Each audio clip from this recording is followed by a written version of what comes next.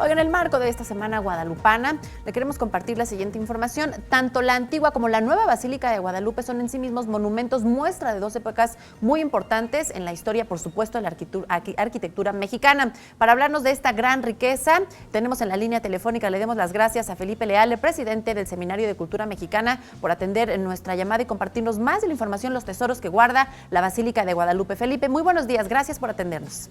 Muy buenos días, qué gusto saludarte y a tu audiencia. Pues este templo mariano, el segundo más visitado en todo el mundo, solamente después de la Basílica de San Pedro, allá en el Vaticano, independientemente de los temas religiosos, en el ámbito cultural, arquitectónico, hay muchísimo que descubrir al interior de este gran recinto. Desde luego, desde la antigua basílica, bueno, en el emplazamiento de la basílica que tiene como remate la calzada de Guadalupe, como ustedes saben, ¿no? Pero además, la nueva basílica siempre se generó un diálogo ahí bastante interesante entre la vieja basílica con la nueva.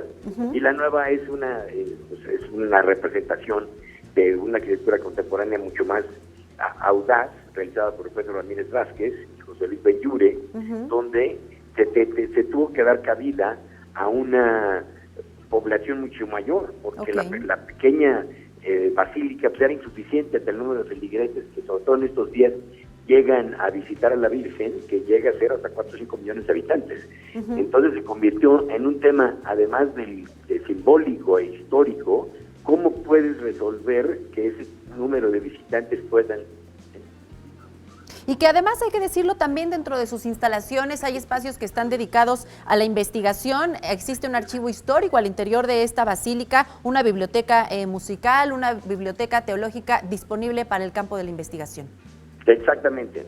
O sea, la riqueza que tiene la basílica es más allá del edificio. Sí.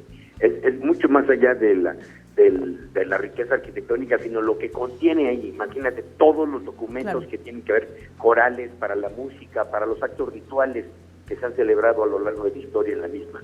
Entonces, no es nada más el edificio, finalmente es un contenedor, no es de las riquezas arquitectónicas más grandes quizá que tiene el país. Tenemos templos de muchísimo mayor valor a nivel arquitectónico y de retablos, pero es por su carácter simbólico y lo que ahí se ha representado. Es un valor más bien simbólico que en el sentido estricto de los valores arquitectónicos. Y que por supuesto representa mucho para los habitantes maderenses cercanos a esta zona de la Ciudad de México. Por supuesto también es un ícono de identidad del norte de la capital mexicana.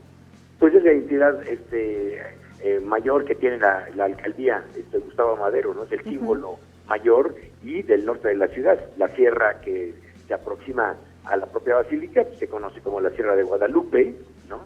La Calzada de Guadalupe, la Calzada de los Ministerios, es decir, todos estos elementos urbanos arquitectónicos que rodean a la basílica le han dado toda una connotación al norte de la ciudad.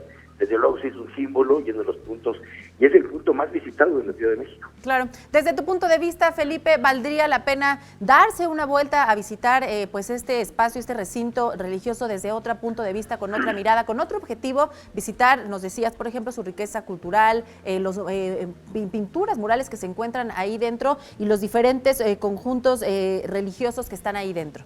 Bueno, desde luego, y hay una omisión, fíjate, hay un templo que es bellísimo, que es el templo del Pocito. Yo se lo recomiendo a todos. El Pocito es un edificio del barroco mexicano, es uno de los grandes, es el único templo barroco en el sentido mexicano, no únicamente por los retablos, porque el barroco en México se dio en las fachadas y en los retablos, pero el Pocito es arquitectónicamente el espacio, todo curvilíneo, es un templo casi de planta, si lo vamos de arriba, circular.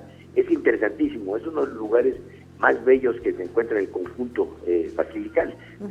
Y yo les recomiendo a todos visitarlo. Quizá en estos días pues no es lo más oportuno por el número de fieles que se aproximan a la basílica, pero sí es un recorrido histórico importantísimo que yo les recomiendo a los habitantes de la Ciudad de México y a otras partes que nos visitan, recorrer todo el conjunto de la Basílica de Guadalupe, la histórica Basílica, la nueva, y el Templo del Pocito, que es uno de los grandes ejemplos del barroco mexicano, y al centro lleva el nombre de Pocito porque al centro justamente está un pozo de agua, ¿no? Y bueno, también para rematar, para terminar con esta entrevista, Felipe, nos decías, dentro de este conjunto religioso está la capilla, el templo del Pocito. También dentro del convento de las Capuchinas se alberga un museo donde podremos descubrir más. ¿Algo que quieras agregar en esta entrevista, Felipe Leal? Bueno, y la famosa Plaza Mariana, que recupera un poco todo este espíritu de las capillas abiertas mexicanas. El rito, durante el siglo XVI se dio esta transición, dado que gran parte de los actos rituales del México antiguo, de los antiguos mexicanos, se realizaba a cielo abierto. Hay esta transición de las capillas abiertas, donde se podía oficiar las misas en un espacio abierto, y eso lo contiene también. Entonces es muy importante poder relacionar todo este tipo de diferentes espacios, ¿sí?